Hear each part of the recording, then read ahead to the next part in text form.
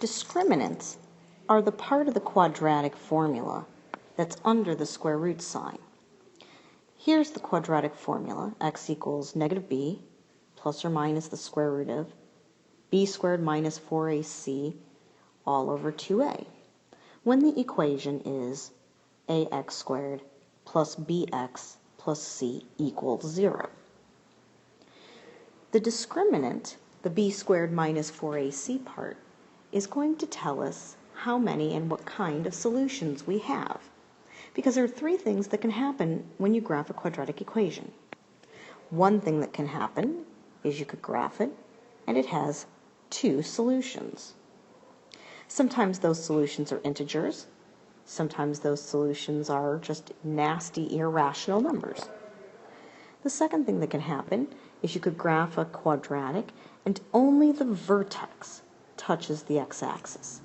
In that case, we say there's only one solution.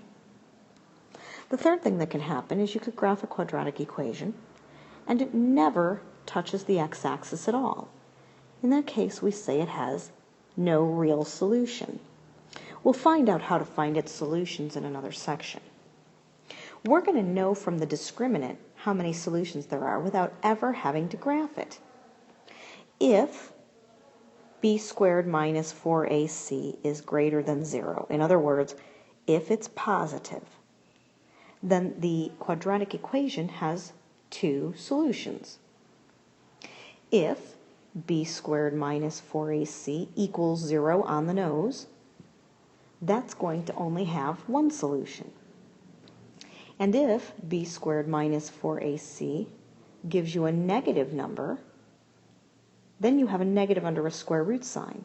We can't take the square roots of negative numbers, therefore it has no solution. Let's start with this example, x squared minus 4x minus 5 equals 0. Before you can determine a, b, and c, you must make sure the equation equals 0, because if it does not equal 0, you have to make it equal to 0.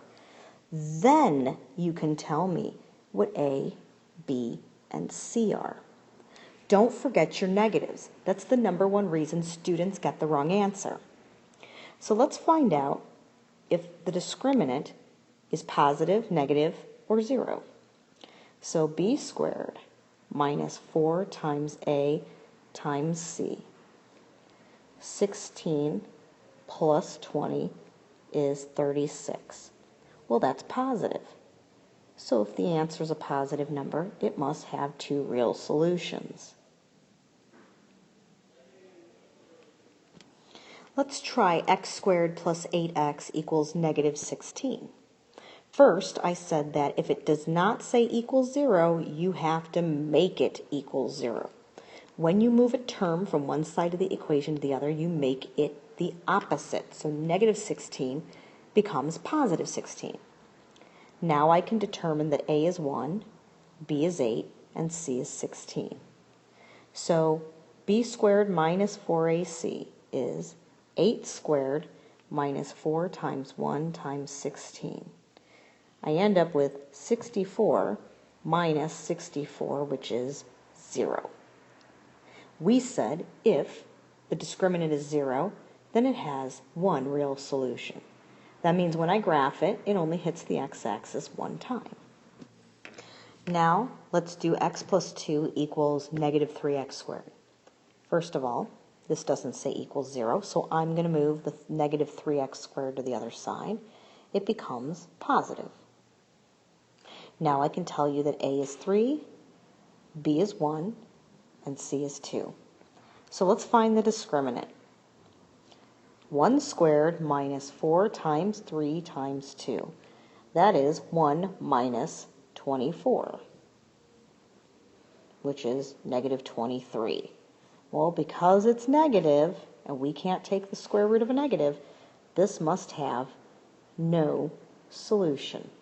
So the discriminant tells you how many solutions there's going to be without needing to find the solutions. It gives you a general idea of what the graph must look like. It will either cross the x-axis twice, in which case it has two solutions. It will hit the vertex at the x-axis one time, in which case it has one solution. Or the graph may not hit the x-axis at all, in which case it has no solution.